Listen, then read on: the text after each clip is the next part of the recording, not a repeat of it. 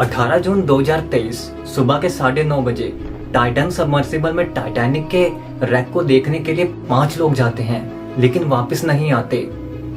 इससे पहले कि टाइटैनिक में एक प्रॉब्लम नोटिस की गई थी।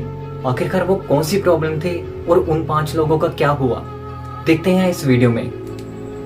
पहले हम इसके पीछे की थोड़ी सी स्टोरी डिस्कस कर लेते हैं, बाद में हम इसके पीछे की साइंस डिस्कस करेंगे।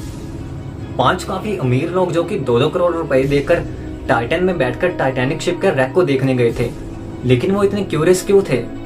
1912 में टाइटैनिक नाम की एक शिप जो कि डूब गई थी, वो अपने पीछे काफी सवाल और रहस्य छोड़कर गई थी। 1985 में इसका रैक मिला था।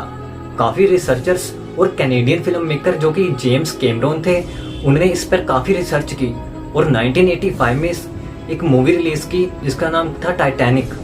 बहुत सारे लोगों ने इसे पसंद किया और करोड़ों लोगों का ये सपना बन गया कि वो रियल लाइफ में इसका रैक देखें। चलिए पहले हम सबमरीन्स और सबमर्सिबल के बीच का डिफरेंस जान लेते हैं। सबमरीन सेल्फ सपोर्टिंग होती है। इसका मतलब ये है कि इनके पास इतनी पावर होती है कि ये खुद ही ओशन के नीचे जा सकती है और वापस पोर्ट पर आ सकती है। इसके लिए इनको मदरशिप की जरूरत नहीं पड़ती। सबमर्सिबल्स सबमरीन्स की तरह इनमें काफी इनफ पावर नहीं होती, इनकी पावर लिमिटेड होती है और ये खुद अंदर नहीं जा सकती। इनको एक मदरशिप की जरूरत पड़ती है, इनको पानी के नीचे लॉन्च करने के लिए और वापस रिकवर करने के लिए। चलिए अब हम टाइटन के इम्प्लोजन के पीछे की साइंस को डिस्कस कर लेते हैं। कनाडा से कुछ ही दूरी पर समुद्र के अंदर टाइटैनिक शिप का रैक प्रेजेंट है। इसी समुद्र के सरफेस के ऊपर एक शिप जिसका नाम पोलर प्रिंस था, इसी से टाइटन को लॉन्च किया गया था। समुद्र के मिडल से थोड़ा नीचे आने पर कई प्रकार की जायंट समुद्री जीव पाए जाते हैं।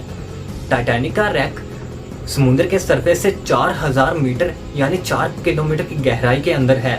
यह गहराई इतनी ज्यादा है कि यहाँ पर सनलाइट भी नहीं पहुंच पाती।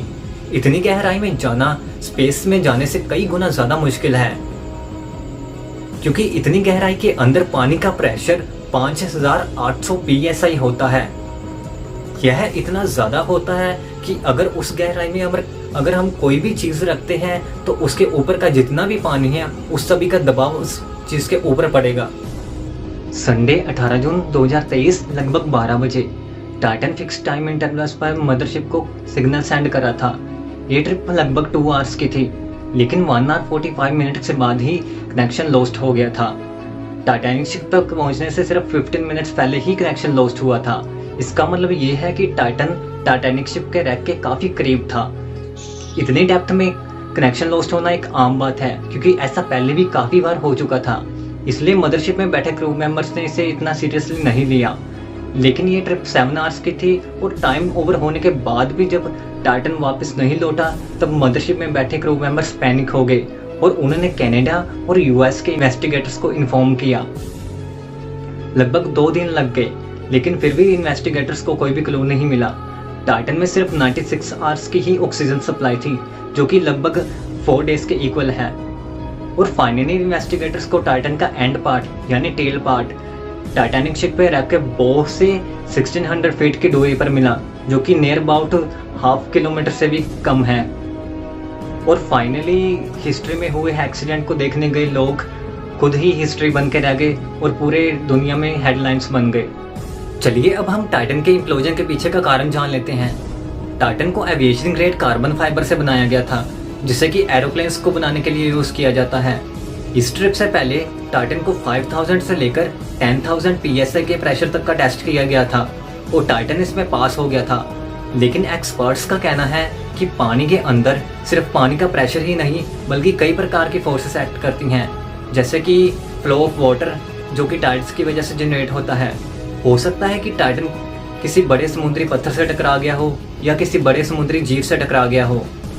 कारण चाहे कोई भी हो, लेकिन टाइटन की डिस्ट्रक्शन का एक मेन कारण उसकी बॉडी भी थी, जिसे कि हल कहा जाता है, और ये कार्बन फाइबर से बनी थी। और दूसरा कारण ये था कि उसकी बॉडी पर ऑलरेडी एग्जिस्टिंग क्रैक्स थे। 2019 में टाइटन कार्ल स्टेनी नाम के एक बिजनेसमैन को टाइटैनिक शिप के रैक तक लेकर गई थी और उन्होंने बताया था कि इस ट्रिप के दौरान उन्होंने टाइटन की बॉडी में से क्रैकिंग साउंड सुना था। लेकिन पहले उन्होंने इस बात पर ज़्यादा गौर नहीं किया, क्योंकि सीईओ जिन्होंने टाइटन की बॉडी को डिज़ाइन किया था उनको उन पर पूरा भरोसा था। लेकिन शायद ये एक वार्निंग थी कि टाइटन की बॉडी पानी का इतना ज़्यादा प्रेशर हैंडल नहीं कर पा रही है। अगर ये सब सच है तो इस बात में कोई शक नहीं कि टाइटन की बॉडी पर ऑलरेडी क्रैक्स प्रेजेंट थे। कार्बन फाइबर को एरोप्लेन्स बनाने के लिए इस्तेमाल किया जाता है, लेकिन एरोप्लेन्स ऊपर जाते हैं और जैसे जैसे वो ऊपर जाते हैं वैसे वैसे उनके ऊपर से एयर का प्रेशर कम होता जाता है। लेकिन सबमर्सिबल्स नीचे जाती हैं और जैसे जैसे वो नीचे जाती हैं वैसे वैसे उनके ऊपर पानी का प्रेशर और बढ़ता जाता है। इसलिए कार्बन फाइबर को स्टील, अलॉय और अदर मेटल्स जिनसे सबमर्सिबल्स को बनाने के लिए इस्तेमाल किया जाता है उनके साथ रिप्लेस करना एक गुड आइडिया नहीं है। टाइटन का एंड पार्ट और फ्रंट पार्ट बिल्कुल सेफ पाए गए थे क्योंकि वो टाइटेनियम से बने थे और टाइटेनियम काफी स्ट्रॉन्ग होता है और हर एक व्हीकल का और एयरक्राफ्ट का एक लाइफ टाइम होता है, लेकिन टाइटन का कोई भी लाइफ टाइम नहीं था। टाइटन ऑलरेडी 10 बार टाइटैनिक शिप के रैक तक जाकर वापस आ चुकी थी। 2018 में भी ओशन गेट के एक एग्जीक्यूटिव ने कार्बन फाइबर जिसे कि टाइटन को बनाने के लिए इस्तेमाल किया गया था इसके खिलाफ आवाज उठाई थी और उन्होंने ये भी कहा था कि इस प्रॉब्लम का पता टाइटन के इम्प्लोजन के कुछ मिली सेकेंड्स पहले ही पता चलेगा और रियल में भी ऐसा ही हुआ। अब टाइटन सबमर्सिबल जो कि टाइटैनिक शिप के मलबे को देखने गई थी, अब उसका खुद का ही मलबा उसके पास पड़ा है।